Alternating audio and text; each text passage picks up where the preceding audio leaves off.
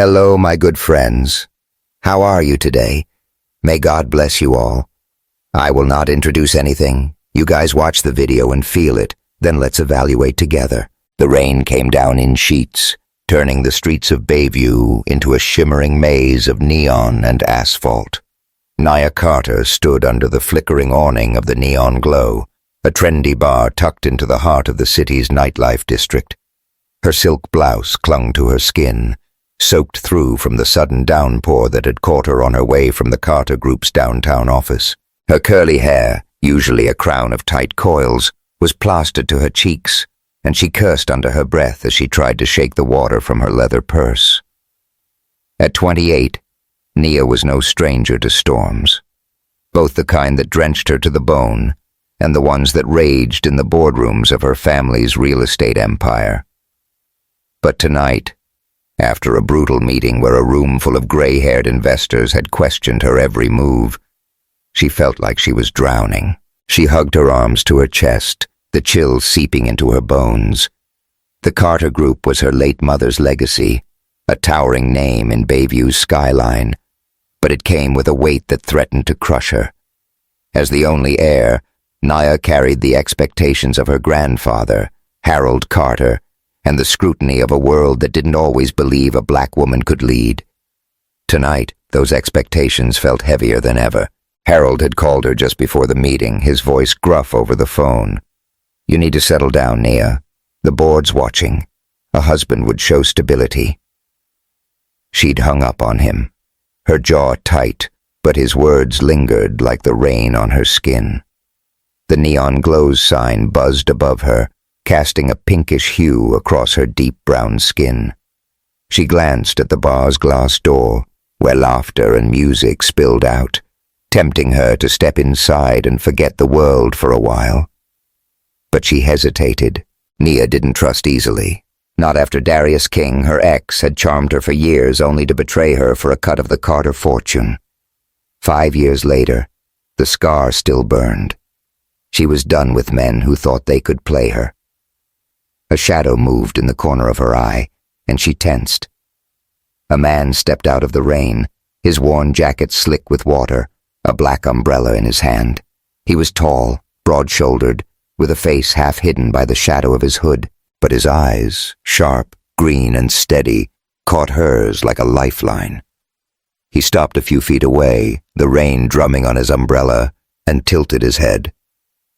"You look like you could use this," he said, his voice low but warm, cutting through the patter of the storm. He held out the umbrella, a faint smile tugging at his lips. Nia raised an eyebrow, her guard up. "You always hand out umbrellas to strangers, or am I just lucky?" He chuckled, a sound that felt like a spark in the cold. "Only the ones who look like they're about to fight the rain barehanded." She studied him, taking in the stubble on his jaw, the way his jacket seemed a size too big, like he'd borrowed it from someone else. He didn't leer or posture like the men she was used to, Wall Street types who saw her as a prize or a threat. This guy just stood there, steady, unbothered by the storm or her sharp tone. It threw her off. "Keep it," she said, waving off the umbrella. "I'm fine." "Suit yourself." He shrugged, but didn't move, his eyes still on her, not in a creepy way, but like he saw something she didn't. It made her skin prickle, not with fear, but with something else, something dangerous. She turned toward the bar, needing to break the moment. "You coming in or just gonna stand there getting wet?" She called over her shoulder, surprising herself with the invitation. His smile widened and he followed her, folding the umbrella as they stepped into the neon glow. The bar was alive with chatter, the clink of glasses, and the low thrum of R&B from the speakers. The air smelled of whiskey and perfume, and the dim lighting cast long shadows across the polished wood counter. Nia slid onto a bar stool, shaking water from her hair, and the bartender, a wiry guy named Tony, grinned at her. "Rough night, Nia?" Tony asked, sliding a napkin her way. "You have no idea," she muttered, ordering a bourbon neat. She glanced at the man beside her who'd taken the stool next to hers without asking. "What's your poison, umbrella guy?" He leaned back, his jacket creaking. "Beer's fine. And it's Eli, by the way." "Nia," she said, her voice clipped. She didn't owe him anything, but something about his easy demeanor made her want to keep talking. Maybe it was the bourbon, or maybe it was the way he looked at her, like she was a person, not a Carter. Tony set their drinks down, and Eli raised his beer in a mock toast. "To surviving the storm." She clinked her glass against his, the bourbon burning her throat as she took a sip. "So, Eli, what's your deal? You live around here?" "Laurel Heights," he said, naming a working-class neighborhood on the edge of Bayview. "Do odd jobs. Keep things running. Nothing fancy." She smirked, swirling her drink. "Odd jobs, huh? Like what, fixing cars? Walking dogs? Bit of this, bit of that." He shrugged, his eyes twinkling with something she couldn't place. "What about you? You don't strike me as the type to hang out in bars alone." Her smile faded. "I'm not alone. I've got my bourbon and a whole lot of problems." He leaned closer, his voice softening. "Want to spill the tea? I'm a good listener." She laughed, a short, bitter sound. "You don't want to hear my mess. Trust me." "Try me," he said, his gaze steady, and for a moment she believed he meant it. The music shifted to a slower beat, and the crowd around them seemed to fade. Nia took another sip, the alcohol loosening the knot in her chest. "Let's just say I'm carrying a lot of weight," she said. "Family business, family drama, and everybody's got an opinion about how I should live my life." Eli nodded, like he got it. "Sounds like you're running a marathon with no finish line." "Exactly." She looked at him, surprised by how easily he'd summed it up. "What about you? What's your marathon?" He hesitated, his fingers tapping the beer bottle. "Grew up with nothing. Learned to keep my head down, work hard, but sometimes you gotta step out of the shadows, you know?" She tilted her head, intrigued. "And what's that look like for you? Stepping out?" He grinned, a flash of mischief in his eyes. "Maybe it looks like buying a stranger a drink and seeing where the night goes." She laughed again, this time for real, and the sound felt foreign in her throat. The bourbon was hitting her now, warming her from the inside, and Eli's presence, solid, unassuming, made her feel something she hadn't in years. Not safe exactly, but seen. The DJ cranked up the music, and a group of 20-somethings spilled onto the small dance floor, swaying to the beat. Eli glanced at them, then back at Nia. "You dance?" "Not tonight," she said, but her foot was tapping under the bar. "Come on," he said, standing and offering his hand. "One song. No pressure." She stared at his hand, her heart thudding. She didn't do this. Let random guys pull her into their orbit. But something about Eli's quiet confidence, the way he didn't push, made her want to say yes. Against her better judgment, she took his hand, his palm warm and calloused against hers. They moved to the dance floor, the crowd parting around them. The song was slow, sultry, with a bass line that pulsed through her veins. Eli's hand settled lightly on her waist, and she rested hers on his shoulder, their bodies close but not too close. The air between them crackled, electric. Nia's wet blouse clung to her curves, and she caught Eli's eyes flick down for a split second before he met her gaze again, a faint flush on his cheeks. "Your trouble," she said, her voice low, teasing. "Me?"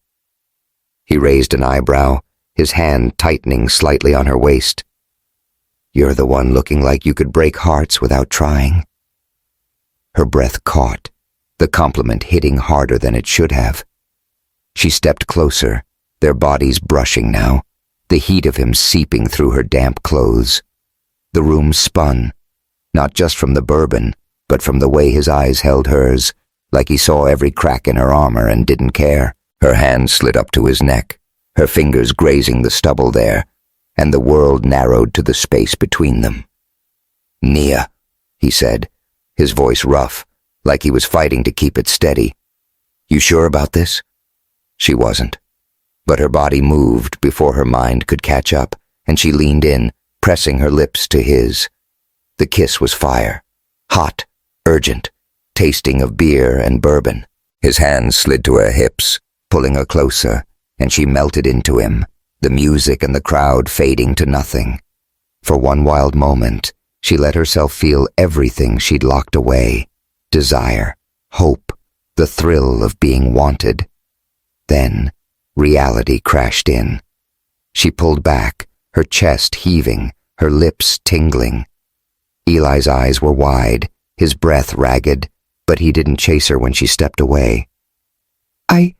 I can't," she stammered, her voice barely audible over the music. "This was a mistake." "Nia, wait," he started, but she was already moving, grabbing her purse from the bar and pushing through the crowd. The rain hit her like a slap as she stumbled outside, her heart pounding. What the hell was she thinking? She didn't know this guy, didn't trust him, didn't trust herself. But the memory of his lips, his hands, burned in her mind, and she hated how much she wanted to go back. She hailed a cab, the neon lights blurring through the rain-streaked window as she headed to her sleek apartment in downtown Bayview. Inside, she kicked off her heels and sank onto the couch, her phone buzzing with a text from Harold. "Dinner tomorrow night. We need to talk about the company. Don't be late." She groaned, tossing the phone aside. Her eyes drifted to the window, where the city sparkled like a promise she couldn't keep. Eli's face flashed in her mind, those green eyes, that crooked smile, and she cursed herself for letting him get under her skin. Miles away, in a cramped apartment in Laurel Heights, Eli Harper stood in his tiny kitchen, the rain still dripping from his jacket. The place was sparse: a lumpy couch, a small TV, a stack of books on finance he'd never admit to reading. He cracked a beer, his mind replaying the kiss, the way Nia had felt in his arms. She was a wildfire, all sharp edges and hidden softness, and he'd been burned in the best way. His phone buzzed, and he glanced at the screen. A text from his sister, Lena. "Heard you're playing the nobody card again. You sure about this, little brother?" He smirked, typing back, "Let me live, Lena." But as he set the phone down, his smile faded. Nia didn't know he was Eli Harper, CEO of Harper Industries, a billionaire hiding from the power plays threatening to topple his empire. He'd wanted her to see him, not his title, but now he wasn't sure if he'd made the right call. He looked out at the rain-soaked street, the city lights flickering like stars. Nia Carter was trouble, no doubt about it, and he was already in too deep. Hey, if that steamy moment between Nia and Eli got your heart racing, hit that subscribe button to catch the next chapter of their story. Drop a comment below and let me know what you think of their chemistry. Can Nia trust this mystery man, or is she in for more heartbreak? The morning after the neon glow, Nia Carter woke to sunlight streaming through the floor-to-ceiling windows of her downtown Bayview apartment. The city sprawled below, a glittering patchwork of steel and glass, but her head throbbed with a hangover and the memory of Eli Harper's lips on hers. She groaned, rolling out of bed, her bare feet cold against the hardwood floor. The kiss had been a mistake, a reckless, bourbon-fueled lapse in judgment. She didn't know the guy, didn't trust him, and yet the way his hands had felt on her hips lingered like a song she couldn't shake. She padded to the kitchen, brewing coffee strong enough to wake the dead. Her phone buzzed on the counter, Harold Carter's name flashing on the screen. She ignored it, knowing what he'd say. "Come to the house tonight. We need to talk." Her grandfather's ultimatum about marriage had been circling her like a vulture, and after last night's chaos, she wasn't ready to face him. But ignoring Harold was like ignoring gravity. He'd pull her in eventually. Nia sipped her coffee, staring at the city skyline. The Carter Group's logo gleamed on a distant skyscraper, a reminder of the empire her mother had built and left in her hands. As a black woman in a world of old money investors, Nia had to be twice as sharp, twice as polished, just to be seen as half as good. The weight of it pressed on her chest, heavier than ever after yesterday's board meeting, where a smug shareholder had questioned her long-term vision with a smirk that said more than his words. Her phone buzzed again, this time a text from Clara Hayes, her best friend and a lawyer who never minced words. "Spill the tea, girl. Who was the guy you were dancing with last night?" "Tony said you were vibing." Nia snorted, typing back, "Nobody. Just a bad decision in a jacket." Clara's reply was instant. Sure. Call me later. I need details." Nia set the phone down, her mind drifting to Eli. Those green eyes, that easy smile, the way he'd called her trouble. She shook her head, forcing herself to focus. She had a company to run, a grandfather to appease, and no time for some random guy from Laurel Heights. But as she dressed for the day, slipping into a tailored blazer and skirt that hugged her curves, she couldn't ignore the flutter in her stomach when she thought of him. Across town, in a cramped apartment in Laurel Heights, Eli Harper stood over a sizzling pan of bacon, the smell filling the air. His place was a far cry from the penthouse he owned downtown, a deliberate choice to stay under the radar while rivals at Harper Industries plotted to oust him. The apartment's peeling paint and mismatched furniture suited the odd jobs persona he'd crafted, but the stack of finance journals hidden under the couch told a different story. At 32, Eli was a billionaire CEO, a fact he'd kept from Nia last night and wasn't sure he'd ever share. His phone rang, and he flipped the bacon before answering.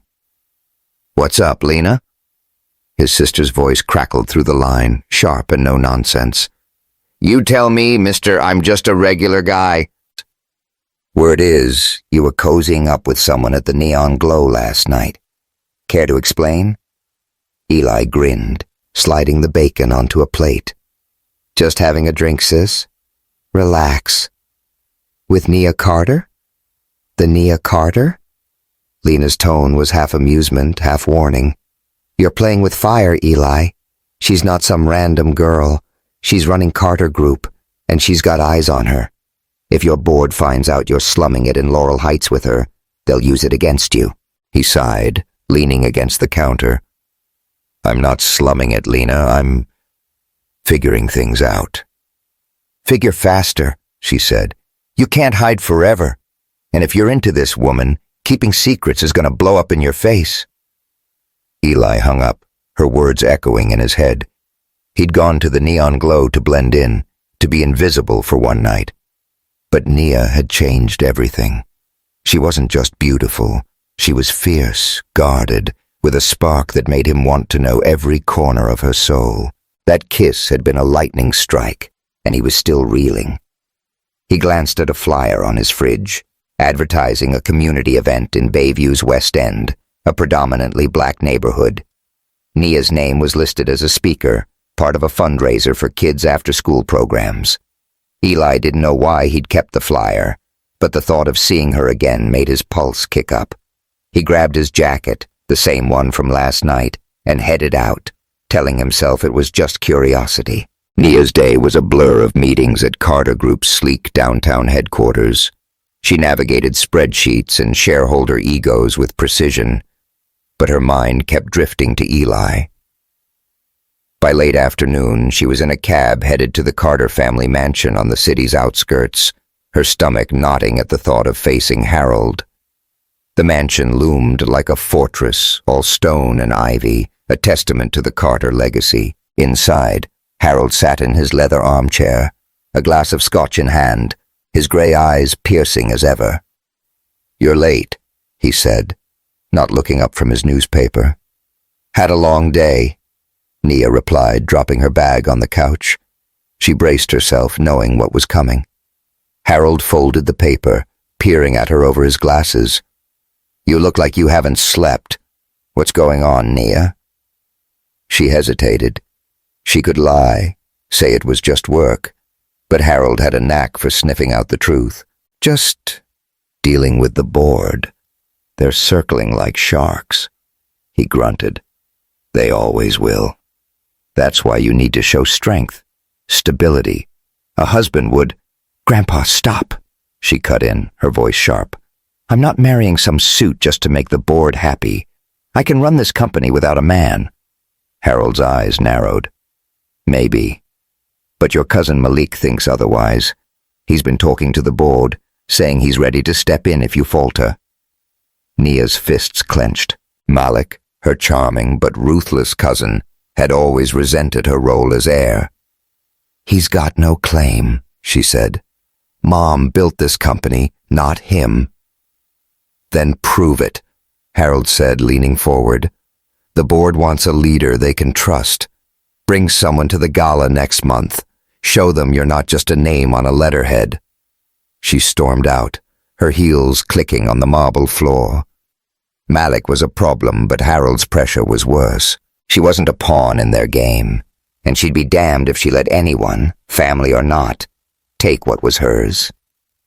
That evening, Nia stood at a podium in the West End Community Center, a modest brick building filled with folding chairs and the smell of fried chicken. The fundraiser was packed, kids running through the aisles, their parents clapping as Nia spoke about the importance of after-school programs. Her tailored dress, a deep emerald that glowed against her skin, drew eyes, but her words held them. She was in her element here, away from the boardroom's cold stares, surrounded by people who saw her as more than a Carter. As she stepped off the stage, a familiar figure caught her eye. Eli stood near the back, a paper plate of collard greens in hand, his jacket slung over his shoulder. Her heart skipped, a mix of annoyance and something warmer. What was he doing here? She weaved through the crowd, stopping in front of him. You stalking me now, umbrella guy? He grinned, setting the plate down. Nah, just heard there was good food and a great speaker. You killed it up there. She crossed her arms, trying to ignore the way his compliment warmed her. What's your game, Eli? You show up at my bar, now my event. You don't strike me as the community service type. Maybe you don't know me as well as you think, he said, his voice low, teasing. I grew up in a place like this. Figured I'd lend a hand. She raised an eyebrow, skeptical but intrigued. Lend a hand, huh? Prove it. He didn't miss a beat, grabbing a stack of plates and heading to the kitchen where volunteers were cleaning up. Nia followed, half expecting him to bail, but he rolled up his sleeves and started washing dishes, his broad shoulders moving with easy confidence. She joined him, scrubbing pots, the clatter of dishes filling the silence between them. The kitchen was warm, the air thick with the scent of soul food and dish soap. Their hands brushed as they passed a pan, and Nia felt a jolt, her skin tingling where his fingers grazed hers. She glanced at him, catching the way his eyes lingered on her, dark and intense. The moment stretched, heavy with unspoken tension, and she wondered what it would be like to close the distance, to feel his lips again. Don't get any ideas, she said, her voice sharper than she meant. Last night was a one-time thing. He smirked, drying a plate. You sure about that? You're the one staring, Nia. She scoffed, but her cheeks heated. Keep dreaming. They worked in silence, the rhythm of washing and drying oddly comforting. When the last dish was done, Eli leaned against the counter, his shirt damp, a stray curl of hair falling over his forehead. You're good at this, he said. Not just the speech, the way you make people feel like they matter. Her throat tightened. No one had ever said that to her. Not Harold, not the board, not Darius. She wanted to brush it off, but the sincerity in his eyes stopped her. Don't act like you know me, she said, softer now. You don't. Maybe not, he said, stepping closer, close enough that she could smell the faint cedar of his cologne. But I want to. Her breath hitched, The air between them charged. She could feel the heat of him, the pull of his gaze. And for a moment, she wanted to let go, to let him in. But the memory of Darius, his lies, his betrayal, flashed in her mind, and she stepped back, breaking the spell. "I gotta go," she said, grabbing her purse. "Thanks for the help." "Nia," he called after her. But she didn't turn back, her heart pounding as she stepped into the cool night air. The next morning, Nia was back at Carter Group, buried in emails, when Clara burst into her office, her braids swinging. "Okay, you're holding out on me," Clara said, dropping into a chair. "Tony said you and that guy were practically making out on the dance floor. Who is he?" "Nobody," Nia said, not looking up from her laptop. "Just some guy from Laurel Heights, it's not a thing." Clara raised an eyebrow. You don't kiss nobody like that. Be real, Nia. You're still messed up over Darius, aren't you?" Nia's fingers froze on the keyboard. "I'm over him. He's ancient history."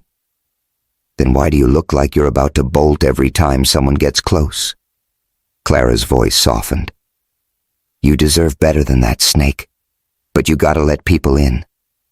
Before Nia could respond, her assistant poked her head in. "Ms. Carter, there's a delivery for you." A sleek black box sat on her desk, tied with a silver ribbon. Inside was a delicate silver necklace, its pendant a small, shimmering star. A note read, "For the strongest woman I know." No signature. Nia's stomach twisted. Was it from Eli? Or worse, Darius playing some twisted game? Clara peered over her shoulder. "Well, damn!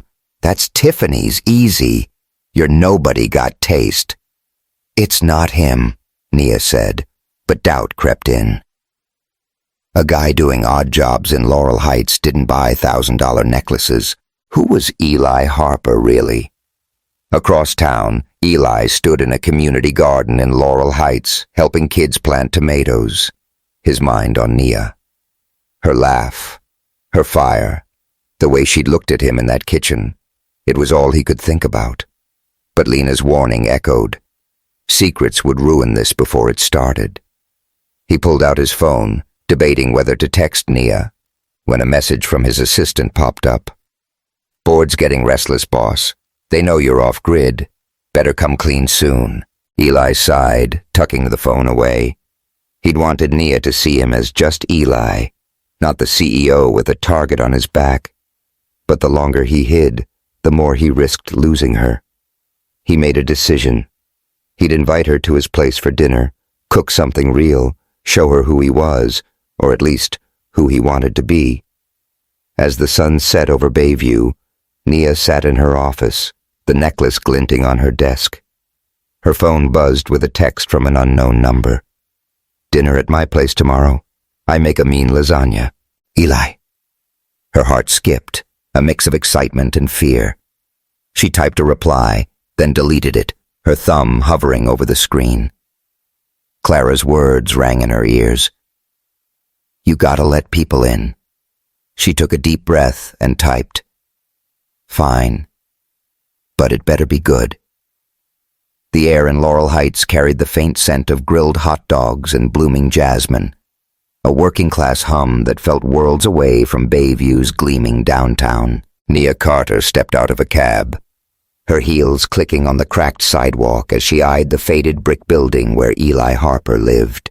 Her emerald dress, the same one she'd worn at the West End fundraiser, hugged her curves, and she'd left her hair loose, curls bouncing against her shoulders. She told herself she'd only come for the lasagna, to figure out what Eli's deal was, but the flutter in her stomach said otherwise. The memory of their almost moment in the community center kitchen, his fingers brushing hers, his eyes burning, had kept her up half the night. She climbed the narrow stairs to his apartment, the hallway dim and smelling faintly of mildew.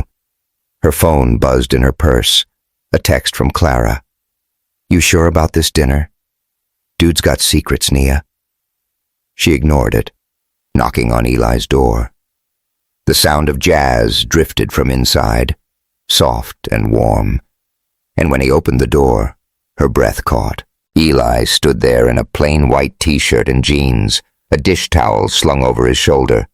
His green eyes lit up, and a slow smile spread across his face. "Didn't think you'd show," he said, stepping aside to let her in. "Don't get cocky," she shot back, but her lips twitched. "I'm here for the food, not you."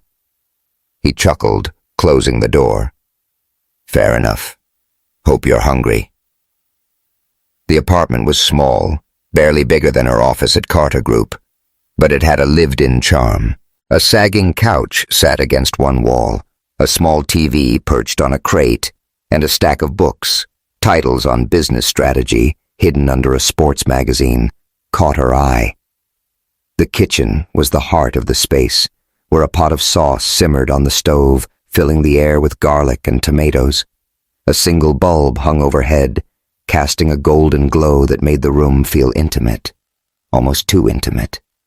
Nia set her purse on the counter, her nerves jangling. "Smells good," she said, trying to keep things light. "You do this a lot? Cook for random women you meet in bars?"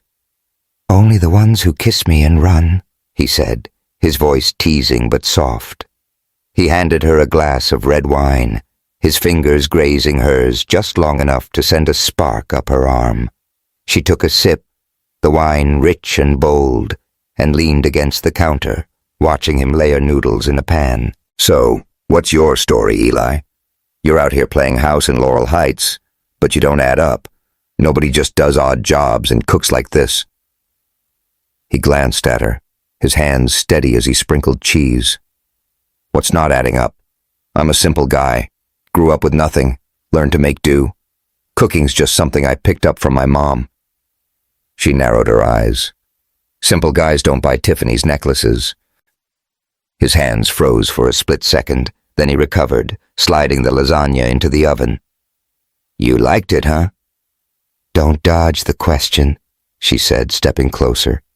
"That was you, wasn't it? Where'd you get the money?"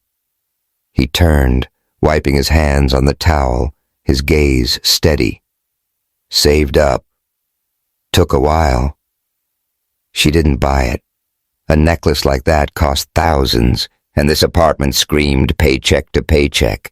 But the way he looked at her, open and unflinching, made her want to believe him. "You're full of it," she said, but her voice lacked bite. "Maybe," he said, a smile tugging at his lips. "But you're here, so I must be doing something right." She rolled her eyes, but the tension between them shifted, warming like the kitchen. They sat at a small table, the lasagna steaming between them, and talked, really talked, for the first time. Nia found herself opening up, the wine and Eli's quiet attention loosening her guard. She told him about her mother, a black woman who'd clawed her way to the top of Bayview's real estate world, building Carter Group from nothing. "She was my hero," Nia said, her voice thick, "but sometimes I feel like I'm failing her, like I'll never be enough." Eli set his fork down, his eyes soft. "You're not failing, Nia. You're carrying a legacy most people would buckle under. That's strength." Her throat tightened, his words hitting a place she hadn't let anyone touch. "You don't know that," she said, but it came out more like a whisper. "I see it," he said simply, and the sincerity in his voice made her heart ache. He shared his own story, or part of it. He talked about growing up in a small town, his mom working double shifts to keep food on the table. "She taught me to find joy in the little things," he said, gesturing to the lasagna. "Like this, good food, good company, keeps you grounded." Nia studied him, searching for cracks in his story, but he was too steady, too real. "You're too good at this," she said, half joking. "Makes me wonder what you're hiding."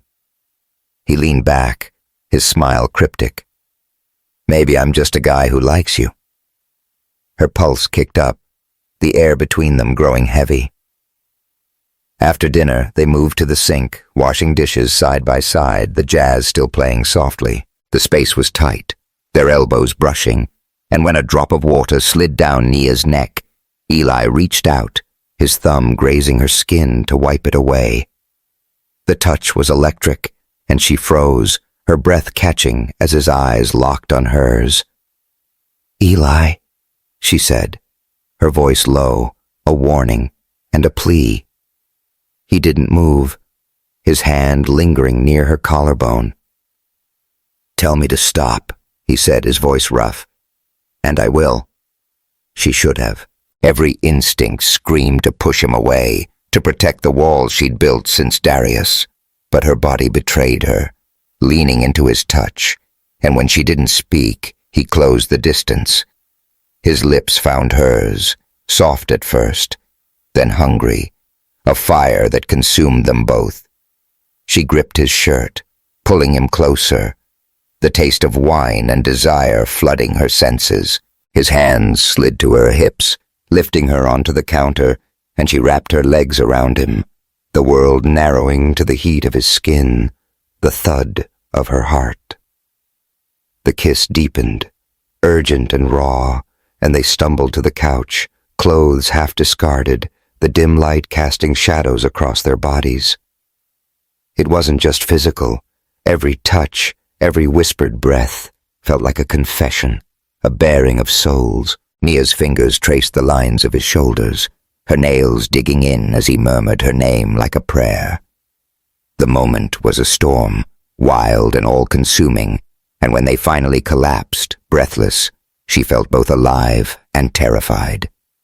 She lay against him, her head on his chest, his heartbeat steady under her cheek. The jazz had stopped, the only sound their ragged breathing and the distant hum of the city. Reality crept in, cold and sharp, and Nia sat up, pulling her dress back on, her hands trembling. "This doesn't change anything," she said, avoiding his eyes. "I don't even know you." Eli sat up, his hair mussed, his expression unreadable. "You know me, Nia, more than you think." She shook her head, grabbing her purse. "I can't do this. Not again." The ghost of Darius, his lies, his betrayal loomed large, and she couldn't shake the fear that Eli was hiding something too. "Nia, wait," he said, standing, but she was already at the door, her heart pounding as she fled into the night. The next morning, Nia sat in her office at Carter Group, staring blankly at a contract. Her body still hummed with the memory of Eli's touch, but her mind was a mess. She'd let him in, let herself feel, and now she was paying the price. Her phone buzzed, a text from Clara. "You okay? You didn't call last night." Nia typed a quick, "I'm fine," and set the phone down, but she wasn't fine, not even close. A wave of nausea hit her, sudden and sharp, and she bolted to the bathroom, barely making it to the sink. Her reflection stared back, pale and shaken. It couldn't be. She hadn't been with anyone since Darius, months before that night at the Neon Glow, and last night with Eli was too soon. But the math didn't lie. She slipped out during lunch, buying a pregnancy test from a corner pharmacy, her hands shaking as she locked herself in her office. 2 pink lines stared back at her, stark and undeniable. Pregnant. Her knees buckled, and she sank into her chair, tears stinging her eyes. It had to be Darius's, a remnant of a weak moment before their final breakup. The thought made her sick, tying her to a man she despised, a man who'd broken her heart and walked away with pieces of her trust. She couldn't tell Eli, couldn't tell anyone. This was her burden, and she'd carry it alone. Her assistant knocked, breaking her spiral. "Ms. Carter, there's a file on your desk. Someone dropped it off anonymously." Nia opened the folder, her breath catching.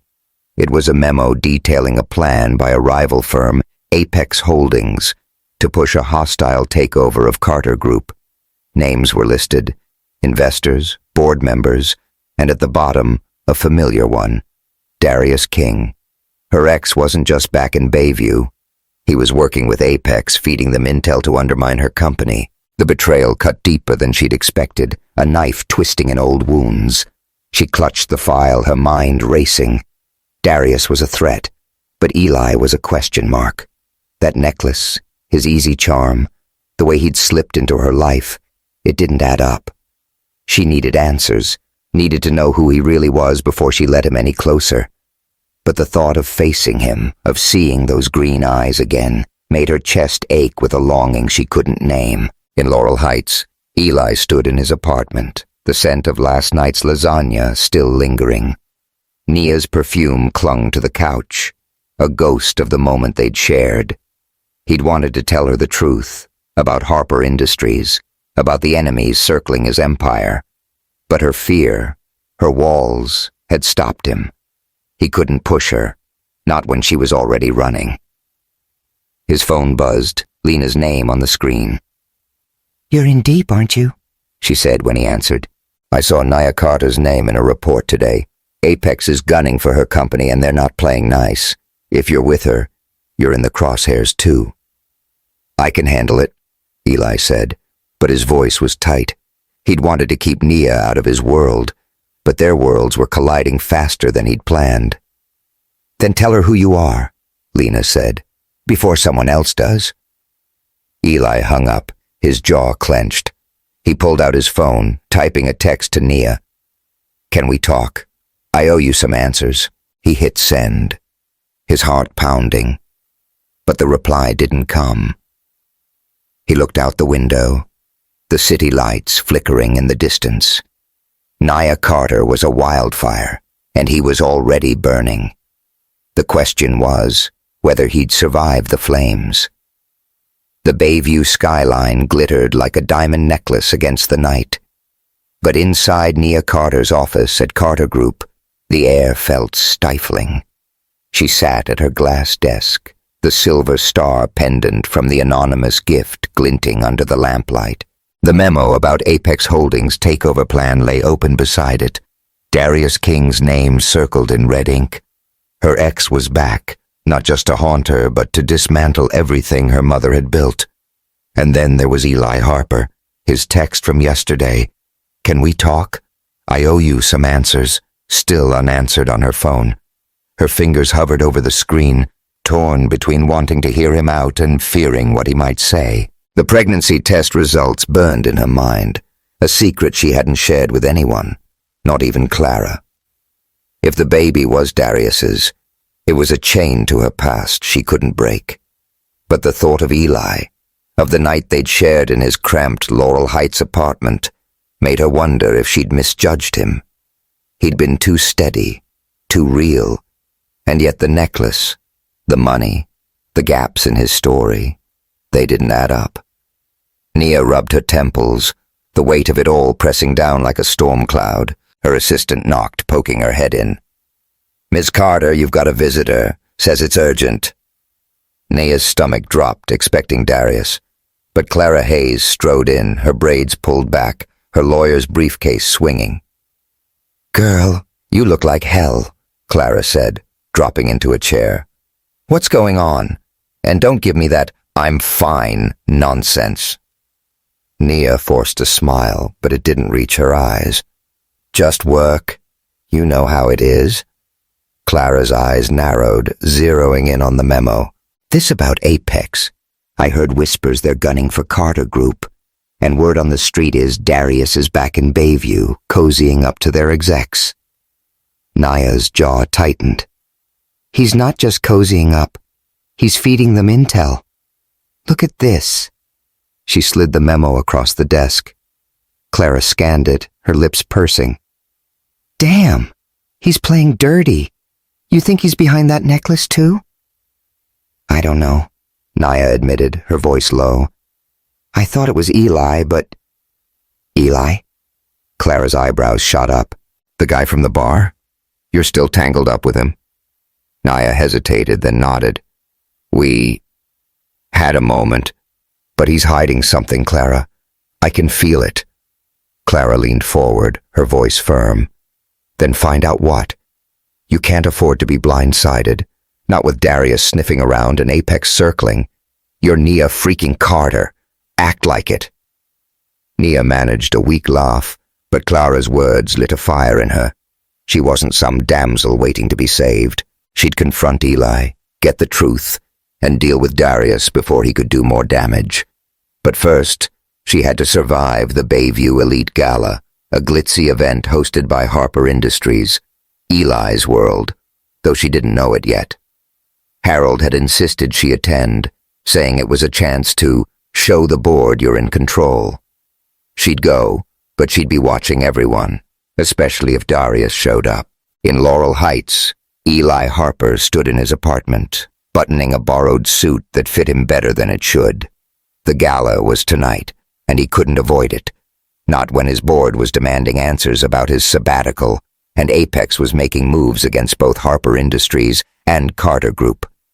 He'd wanted to keep Nia out of his mess, but Lena's call this morning had changed everything. "You're screwed, little brother," Lena had said, her voice sharp. "Apex knows you're in Laurel Heights, and they're digging into your connection with Nia Carter. If you don't come clean at the gala, they'll spin it to make you look like a liability." Eli had hung up, his gut twisting. He'd texted Nia, hoping to explain before the gala, but her silence was louder than words. She didn't trust him, and he couldn't blame her. He'd kept her in the dark, thinking it would protect her, but now it might cost him everything. He slipped a small velvet box into his pocket, a pair of earrings to match the necklace he'd sent her, a reckless gesture he couldn't resist. He didn't know if she'd show up tonight, but if she did, he'd tell her the truth.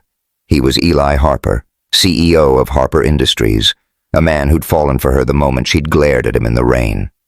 The Bayview Elite Gala was a spectacle of wealth, held in a glass-walled ballroom atop the city's tallest skyscraper. Chandeliers sparkled like constellations, and the crowd, old money, new tech, and political heavyweights, mingled to the hum of a live jazz band.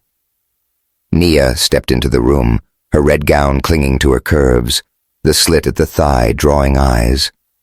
Her curls were swept up, and the silver star necklace gleamed at her throat, a quiet defiance against whoever had sent it. She scanned the crowd, her nerves on edge, knowing Darius could be here, knowing Eli might be too.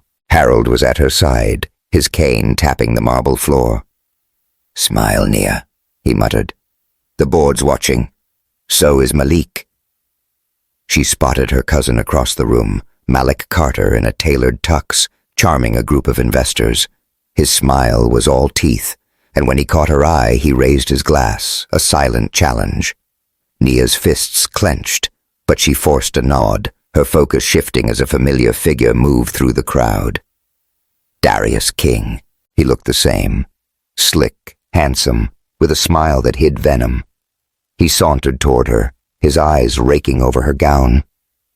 "Nia Carter," he said, his voice smooth. "Looking like $1 million, as always." "Get lost, Darius," she said, her tone ice. "I know what you're doing with Apex." His smirk didn't falter. "Straight to the point, huh? I'm just looking out for you. Carter Group's in over its head and you know it. Step aside, let me help." "Help?" She laughed, sharp and bitter. "You mean help yourself to my company?" "Not happening." He leaned closer, his breath hot on her ear. "You sure about that? I know things, Nia. Things that could make this gala real interesting." Her blood ran cold, but before she could snap back, the lights dimmed and a hush fell over the room. A man stepped onto the stage, tall and commanding in a black tux, his green eyes scanning the crowd. Nia froze. It was Eli. Not the Eli she knew with his worn jacket and easy grin, but a polished version, every inch the power player. Whispers rippled through the room as he took the microphone. "Good evening," he said, his voice steady, resonant. "I'm Eli Harper, CEO of Harper Industries. Thank you for joining us tonight." Nia's glass slipped, wine splashing her gown. CEO. Harper Industries. The words hit like a punch, and her legs trembled. Eli, her Eli, was a billionaire, a titan of Bayview's business world, and he'd lied to her from the start. Her eyes met his across the room, and his expression softened, a silent plea. But she couldn't breathe, couldn't think. "There's been talk about me," Eli continued, his gaze holding hers. "About who I am, what I want. Let me be clear. This company is my life, and so is the woman I've chosen to stand beside. Nia Carter is that woman, and I'll fight for her with everything I've got." The crowd gasped, murmurs erupting like wildfire.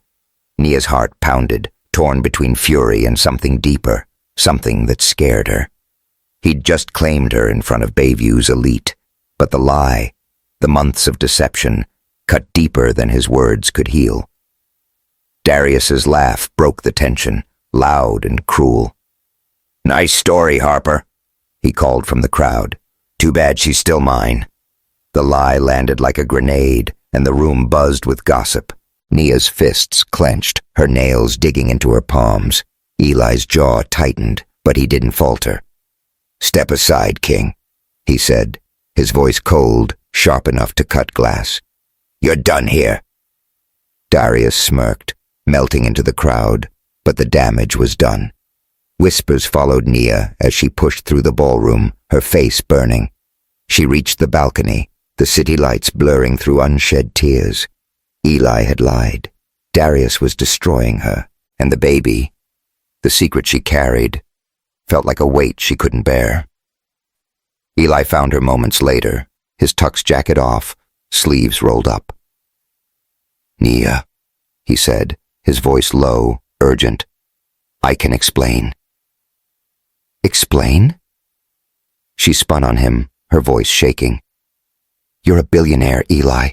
You let me think you were some nobody. Let me feel things." She stopped, her throat closing. "And now this. You put a target on my back in front of everyone." "I didn't want you to see me as a title," he said, stepping closer. "I wanted you to see me, the real me." "There is no real you," she snapped, tears spilling over. "You're just another liar, like Darius." He reached for her, but she pulled back, her chest heaving. "I'm fixing this," he said, his voice fierce. "Trust me, Nia. Please." "I can't," she said, the words breaking her as she turned away, leaving him standing alone in the glow of the city. The next day, the gossip pages were brutal. Headlines screamed about Nia's love triangle, painting her as a femme fatale playing Eli and Darius against each other. Colleagues shot her sidelong glances, and her assistant handed her a stack of emails from worried investors.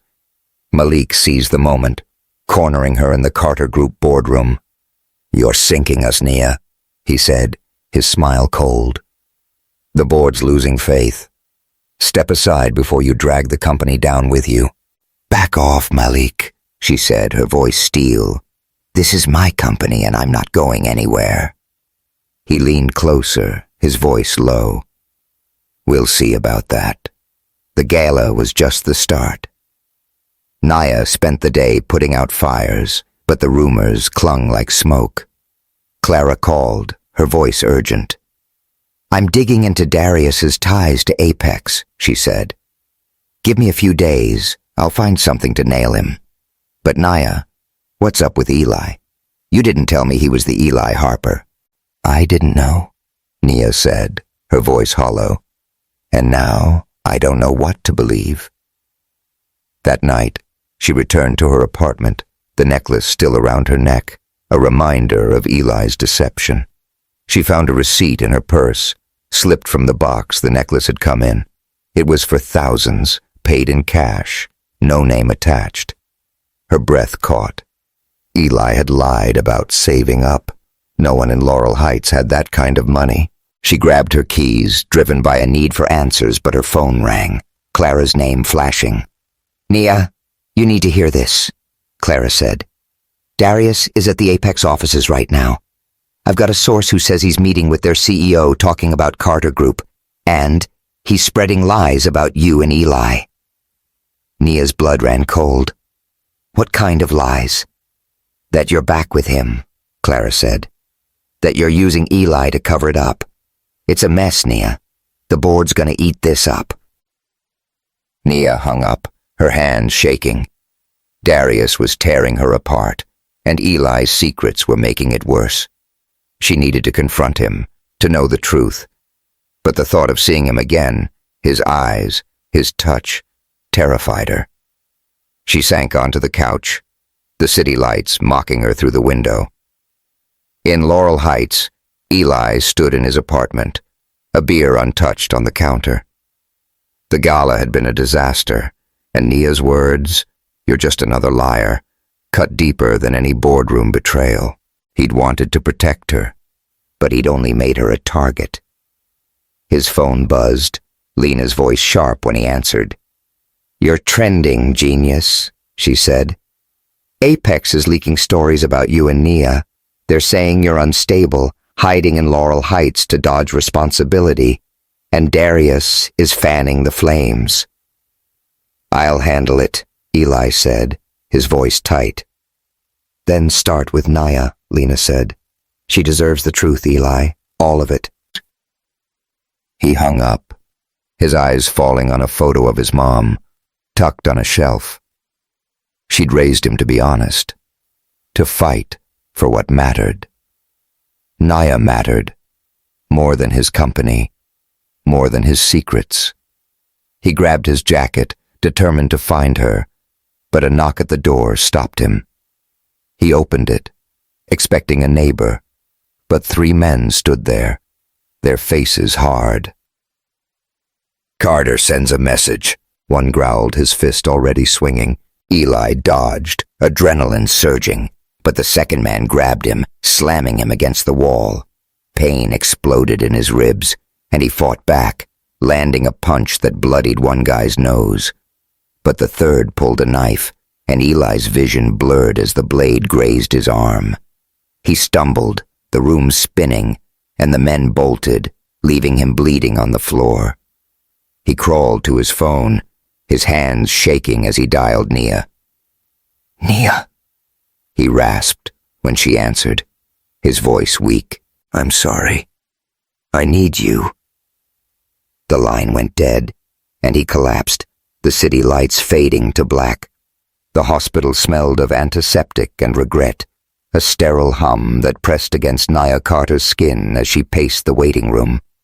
Her red gala gown, now stained with dirt and Eli Harper's blood, clung to her like a second skin. The memory of his voice, weak, broken, echoed in her head. "I'm sorry. I need you." She'd raced to Laurel Heights after his call, finding him crumpled on the floor of his apartment, blood pooling from a gash on his arm and a bruise blooming across his jaw. The paramedics had swarmed, their voices a blur as they loaded him onto a stretcher, and Nia had followed, her heart pounding with a fear she couldn't name. Now, hours later, she sat by his bedside, the beeping of machines a cruel metronome. Eli lay still, his face pale under the fluorescent lights, his chest rising and falling with shallow breaths. A bandage wrapped his arm, and a smaller one covered his forehead, but the doctor's words offered little comfort. "Moderate concussion, knife wounds not deep. He'll wake up, but he took a beating."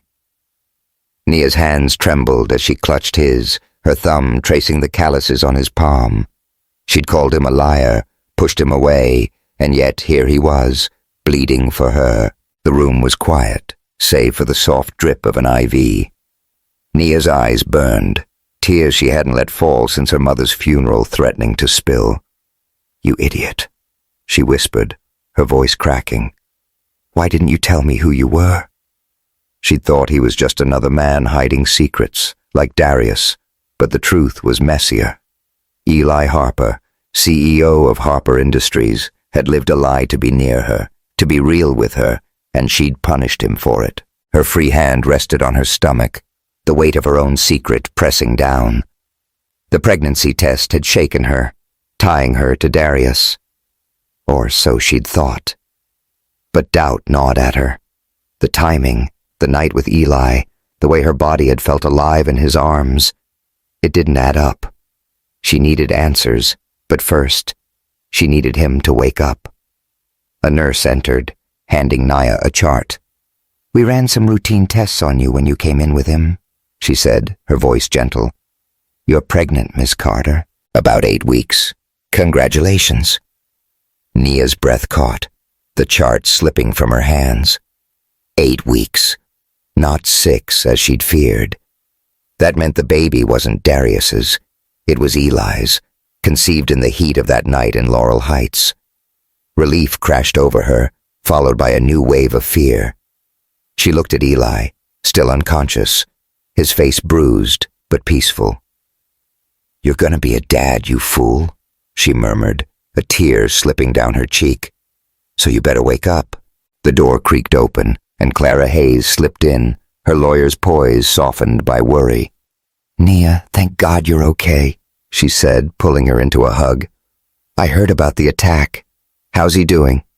He's stable, Nia said, her voice hoarse. But he's not out of the woods. Clara's eyes flicked to Eli, then back to Nia. And you? You look like you're carrying the world. Nia hesitated, then whispered. I'm pregnant, Clara. It's Eli's. Clara's jaw dropped, but she recovered quickly, squeezing Nia's hand. Okay. Wow. That's big. You gonna tell him? When he wakes up, Nia said, her voice firm. If he wakes up. He will, Clara said, her tone fierce. And when he does, you two need to talk. No more secrets, Nia. You're stronger than this. Nia nodded, but her mind was spinning. Clara pulled out her phone, her expression darkening. I've got something else. I dug into Darius's ties to Apex. He's been feeding them insider info on Carter Group, but he's also been skimming funds from their accounts. I've got proof, emails, bank records. We can take him down. Nia's eyes widened. You're sure? Dead sure, Clara said. But we need to move fast. He's at Apex's offices tonight, meeting their CEO. If we get this to the board before he spins more lies, we can stop him. Nia's resolve hardened. Darius had hurt her, hurt Eli, and threatened everything she'd fought for. She wouldn't let him win. But first, she needed Eli to open his eyes. Eli stirred hours later, a low groan escaping his lips. Nia leaned forward, her heart leaping. Eli, can you hear me? His eyes fluttered open, green and hazy, finding hers. Nia, he rasped, a faint smile tugging at his lips. You're here. She laughed, a choked sound, tears spilling over. You scared the hell out of me, you know that? Don't do it again. He winced, trying to sit up. No promises. She gently pushed him back, her hand lingering on his chest. Stay still, you're a mess. What happened, Eli? Who did this? His expression darkened. Guys sent by Darius. Said it was a message for you. I'm sorry, Nia. I should have told you everything. She took a deep breath, her voice steady. Then tell me now. All of it. He hesitated, then nodded, his voice low. I'm Eli Harper, CEO of Harper Industries. I've been hiding in Laurel Heights because my board's trying to push me out. Rivals like Apex are circling, and I didn't want you caught in the crossfire. But when I met you, he paused, his eyes searching hers. You were the first real thing I'd found in years. I didn't want you to see the title, the money. I wanted you to see me. Nia's chest tightened, his words cutting through her anger. You let me think you were nobody, Eli. Do you know how that felt? To trust you, to feel something, and then find out it was built on a lie? I know, he said, his voice breaking. I was scared. My last relationship. She used me for the money, left when she got what she wanted. I thought if you knew who I was, you'd walk away. She shook her head, tears falling. I'm not her, Eli. But you didn't give me a chance to prove it. He reached for her hand, his grip weak but firm. I'm giving you that chance now. No more secrets, Nia. I'm all in if you'll have me. She wanted to stay angry, to hold on to the hurt, but his eyes, raw, honest, undid her. She squeezed his hand, her voice soft. We'll figure it out, but you're on thin ice, Harper. He chuckled, wincing. Fair enough. The door opened, and Harold Carter shuffled in, his cane tapping the floor. His gray eyes softened at the sight of Eli. Heard you took a beating, son, he said. Good thing you're tough.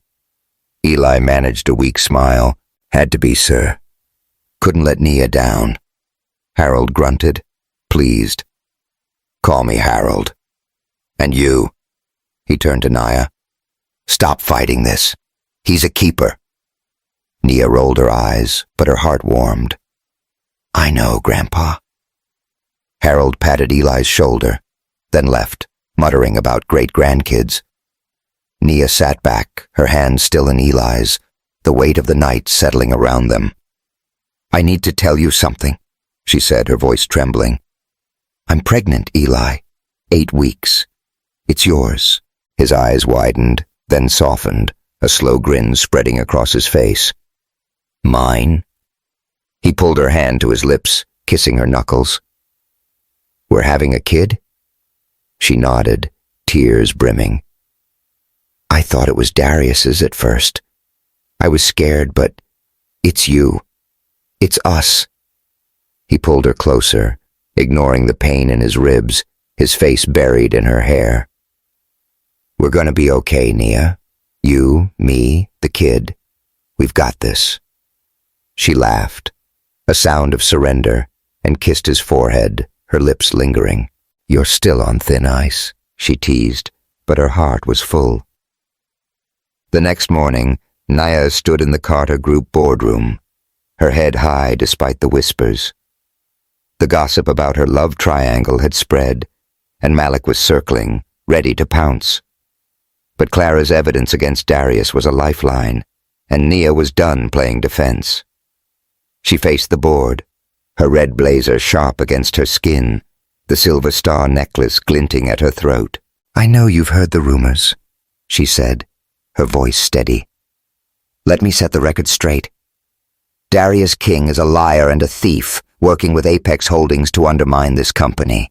I have proof, emails, bank records, that he's been stealing from them and us. She slid Clara's file across the table, watching the board's expressions shift from doubt to shock. Malik's smile faltered, his hands clenching. This is absurd, he said. You're deflecting, Nia. The board needs stability, not drama. Stability? Nia laughed, her eyes blazing. I've been holding this company together while you play games. And as for my personal life, she paused, her heart racing. Eli Harper is my partner, my choice, and the father of my child. If you can't handle that, find another CEO. The room went silent, the weight of her words sinking in. Harold, seated at the head of the table, nodded, a rare smile on his face. That's my girl, he said, his voice gruff. The board murmured, some nodding, others exchanging glances. Malik stood, his face tight. This isn't over, he said, storming out. Nia didn't flinch. She'd drawn a line, and for the first time she felt free. Clara caught her eye, giving a subtle thumbs up, and Nia smiled, a weight lifting from her shoulders. That evening, Nia returned to the hospital, finding Eli sitting up, his color better. He grinned when she walked in, a tray of Jell-O on his lap. You're a sight for sore eyes, he said, pushing the Jell-O aside. She sat beside him, her hand finding his. I took on the board today, she said. Told them about Darius, about us. They're rattled, but they're listening. He whistled, impressed. That's my girl. You're unstoppable. She smirked, but her expression softened. I'm keeping you, Eli. But no more lies, okay? We do this together. Deal, he said, pulling her close. They kissed, slow and sure, the hospital fading around them. It wasn't perfect, but it was theirs. As they pulled apart, Nia's phone buzzed, a text from Clara. Darius just left Apex. He's desperate, Nia. Watch your back. Nia's stomach twisted, but she looked at Eli, his hand steady in hers. Whatever Darius had planned, they'd face it together. In a dimly lit office across town, Darius King sat across from Apex's CEO, his charm fraying at the edges. Carter's weak, he said, his voice tight. She's distracted, pregnant, tangled up with Harper. We can still take her down. The CEO leaned back, unimpressed. You're losing your touch, King. Carter's got evidence against you. And Harper's not the pushover you think. Clean up your mess, or you're out. Darius nodded, his jaw clenched, but as he left, his mind raced. Nia had outplayed him, but he wasn't done. He had one last card to play, and it would burn everything she loved to the ground. The Bayview skyline glowed like a promise kept, its lights reflecting off the harbor as Nia Carter stood on the balcony of her downtown apartment. The cool night air brushed her skin, lifting the curls from her shoulders, and she wrapped her arms around herself, the silver star necklace glinting at her throat. It had been 2 weeks since Eli Harper's hospital stay, 2 weeks since she'd laid her heart bare and claimed him in front of the Carter Group board. The world hadn't stopped spinning. Darius King was still out there, Apex Holdings still loomed, and the baby growing inside her was a constant reminder of the future. But for the first time, Nia felt steady, like she'd found her footing on a tightrope. Eli was out of the hospital now, discharged with a sling for his arm and a stubborn grin that made her heart skip. He'd moved into her apartment, a temporary arrangement while his Laurel Heights place was under repair, though Nia suspected he just wanted to be close. She didn't mind. His presence, his quiet strength, his goofy attempts at cooking, had turned her sleek, solitary space into something warmer, something like home. Inside, the smell of garlic and herbs drifted from the kitchen, where Eli was attempting spaghetti carbonara, his latest culinary obsession. Nia smiled, stepping back into the apartment, the glass doors sliding shut behind her. The living room was a mix of her minimalist style and his chaos, a stack of his finance books on the coffee table, her mother's old jazz records spinning on the turntable. Eli stood at the stove, his good arm stirring a pan, his sling a stark reminder of the fight he'd taken for her. "You're gonna burn that," Nia teased, leaning against the counter, her red sweater loose over her jeans. He glanced over, his green eyes twinkling. "Have some faith, woman. I'm a pro." "A pro at setting off smoke alarms," she shot back, but her laugh was soft, easy. She crossed the room, slipping her arms around his waist, careful of his sling. His warmth seeped into her, and she rested her chin on his shoulder, watching him stir. "You're supposed to rest, you know." "Cooking's relaxing," he said, turning to kiss her forehead. "Besides, can't let my kids starve before they're even born." She rolled her eyes, but her heart swelled. The baby, their baby, was still a secret to most, a fragile hope they guarded together. She'd seen a doctor, confirmed the 8-week mark, and the ultrasound's tiny heartbeat had undone her, tears falling as Eli held her hand. They hadn't picked a name yet, but they'd spent nights on the couch, tossing out ideas between bites of takeout, laughing at Eli's terrible suggestions like Maverick and Star-Lord. The doorbell buzzed, and Nia pulled away, frowning. "You expecting someone?" "Nope," Eli said, but his eyes narrowed, a flicker of unease. After the attack, they'd both been on edge, waiting for Darius's next move. Nia opened the door, and Clara Hayes stood there, her braids pulled into a bun, a thick folder under her arm. "Hope I'm not interrupting," Clara said, stepping inside. "But we've got a problem." Nia's stomach twisted. "Darius?" Clara nodded, setting the folder on the counter. "He's gone rogue. Apex cut him loose after my evidence hit their board. Turns out he was skimming more than they thought." But he's not done. My source says he's planning something big, targeting Carter Group's next investor meeting. He wants to tank your stock and walk away with the pieces. Eli turned off the stove, his jaw tight. What's his play? Fake documents, Clara said. He's got forged contracts claiming Carter Group's over-leveraged, plus a smear campaign saying Nia's unstable, pregnant, distracted, you name it. He's pitching it to a few rogue investors tomorrow. Nia's fists clenched, her nails digging into her palms. He's not getting away with this. He won't, Clara said, her voice fierce. I've got a plan. We leak his own emails to the press, expose him before he can move. But we need to act tonight. Nia nodded, her mind racing. Do it, whatever it takes. Clara grinned, pulling out her phone. That's my girl. I'll handle the press. You two handle each other. She winked, heading for the door, her voice trailing. And save me some of that pasta. The door clicked shut, and Nia turned to Eli, her resolve hardening. I'm done running from him, Eli. Darius wants a fight. He's got one. Eli stepped closer, his good hand cupping her face.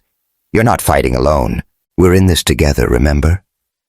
She leaned into his touch, her eyes fierce. Damn right. The next day, Nia stood in the Carter Group boardroom, her black suit sharp, her curls swept back. The investor meeting was packed, the air thick with tension as shareholders whispered about the rumors Darius had spread. Malik sat in the corner, his smile smug, ready to capitalize on any misstep. Harold was at the head of the table, his gray eyes steady, a silent anchor. Nia took a deep breath, her voice cutting through the murmurs. You've heard the lies, she said, her tone unwavering. That Carter Group's weak, that I'm unfit to lead. Let me be clear. Those lies come from Darius King, a man who betrayed this company and tried to sell it to Apex Holdings. We have proof, his emails, his bank records, and it's with the press as we speak. She slid a tablet across the table, Clara's evidence displayed for all to see. The room erupted in gasps, investors leaning forward, Malik's face paling. Nia didn't stop. Carter Group is stronger than ever. We're expanding, innovating, and I'm leading that charge. If you doubt me because I'm a black woman, because I'm pregnant, because I choose love over games, then walk away. But if you believe in this company, in my mother's legacy, then stay. We're building the future, and I'm not going anywhere. The room was silent. Then Harold stood, his cane tapping. Well said, Nia. I'm proud of you. A murmur of agreement rippled through the board, and investors nodded, some clapping. Malik stood, his jaw tight, but instead of fighting, he extended a hand. I was wrong, Nia, he said, his voice low. I let ambition blind me. Let's do this right.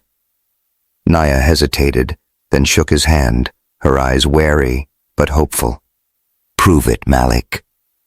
As the meeting ended, Clara texted, Press ate it up. Darius is done. Cops are looking for him. Nia exhaled, a weight lifting. Darius was finished, his schemes crumbling under the truth. She'd won, not just for herself, but for her mother, her child, and the man waiting for her.